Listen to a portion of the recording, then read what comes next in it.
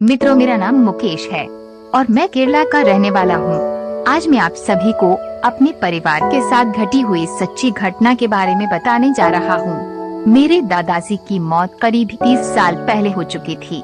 मरने के पहले मेरे दादाजी ने एक लड़की का गला दबाकर उसे फांसी पर लटका दिया था, क्योंकि वे मेरे दादाजी के बारे में पहले ही बहुत सारी बातें जानती थी जो सबको बताना चाहती थी। इसलिए मेरे दादाजी ने उसे मार दिया था।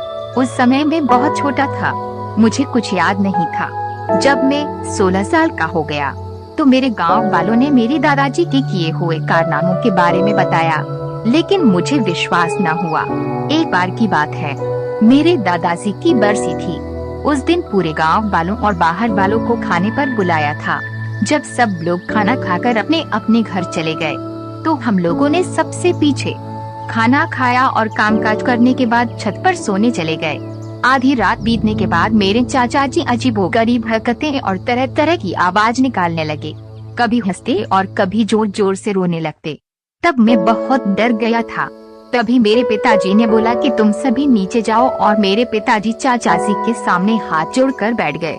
उन्होंने बोला, आप कौन हो और मेरे भाई को क्यों परेशान कर रहे हो? तब चाचा जी के अंदर से लड़की की आवाज निकलने लग गई, जिसको मेरे दादाजी ने मारा था। उस लड़की ने मेरे चाचा जी के जरिए अपनी सारी कहानी मेरे पिताजी को बता दी और कहा कि मुझे मुक्ति नहीं मिली है, इसीलिए मैं आप सभी को परेशान कर रही हूँ। कुछ भी करके मुझे मुक्ति दिला दो।